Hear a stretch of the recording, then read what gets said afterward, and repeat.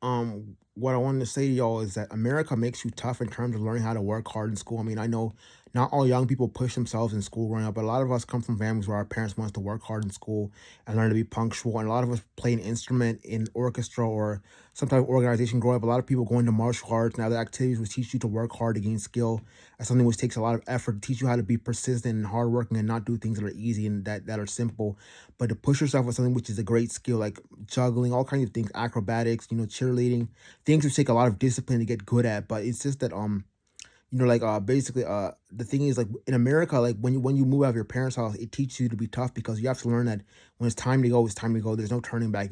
Once it's time to go to work, you gotta set an alarm clock in the morning, and it has to ring every morning at the right time. And the thing is, you have to wake up once that alarm clock rings, because if you fall back asleep, you're gonna be screwed over because you're gonna be late for work. You have to learn to get up when that deadline comes. You have to go right when it comes. Get in your car. Your car has to be ready for your drive and oiled up and lubed up.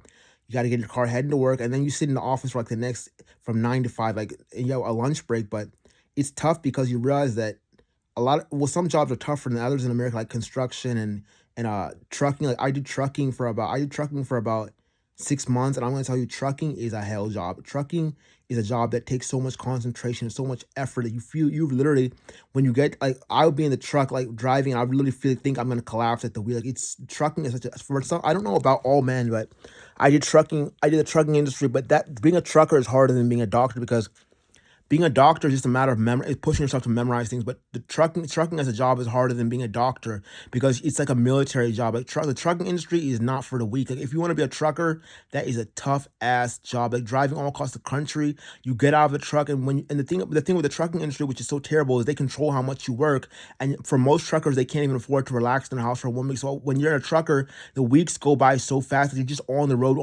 Like, you drive all day in the road. That before you know it, you're resting again in the truck at night, and then you're back on the road. The years of your life just fly past you, because all you're doing is working as a trucker, and you have to observe and scan the left and right as you're driving down the road. Like, trucking is one of the worst. It's a noble job if you understand the value of your labor, but it's a very tough job, especially for me. If you're a man who has smaller arms, controlling the truck is going to be a lot more difficult. And you can actually, driving an 18-wheeler is not as hard as it looks, because all you have to do is look in the mirrors and make sure you're not touching any of the cars when you're switching lanes. But the trucking industry, that, like, learning how to, like, the problem with the trucking industry is that a lot of these companies just want to put you out on the road and have you driving without even learning how to properly maneuver the truck and back it in proper, because they don't care about, a lot of these companies don't care about your safety. They just want to make money off you and put you out on the road as fast as possible. So I worked with Western Express. I drove from some part of Pennsylvania all the way to Richmond, Virginia by myself. And I mean, at first, I'm not gonna lie, I'm a man, but I was a little bit scared to be by myself in an 18-wheeler. But what kept me from suffering is having music to listen to. But if you're in an 18-wheeler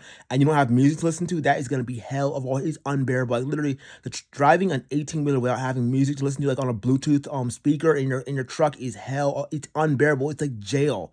The only thing which helped me when I was a trucker is having music to listen to when I was driving over the roads and stuff like that. But I studied for my CDL license. It took me about, like, maybe 6 months or something. But, like, I had to keep studying by messing up a test, and then just, like, going back and studying practice tests off the internet. I studied for like 3 months. I studied the steps of investigating the truck, inspecting the truck. I studied about 3 hours a day for 3 months for the trucking test, and I passed the test and got my CDL license. But I think I need to go back and exercise and begin getting myself in a better physical shape, because trucking is a job where you need to be going to the gym regularly to work out your body. Like, you need to be in some kind of program where you're cycling or you're in very good shape, so that you can, when you go out on the road, like, you're not getting exhausted and falling asleep. It's a job that you need to be, like, in the gym on the weekend when you're not trucking, so that you can stay in shape, so that you have the energy to concentrate when you're driving. Because if you don't have enough energy in general, when you sit down, it's going to show you how much energy you have. Because when you're sitting down and concentrating, like, do something like practicing the guitar or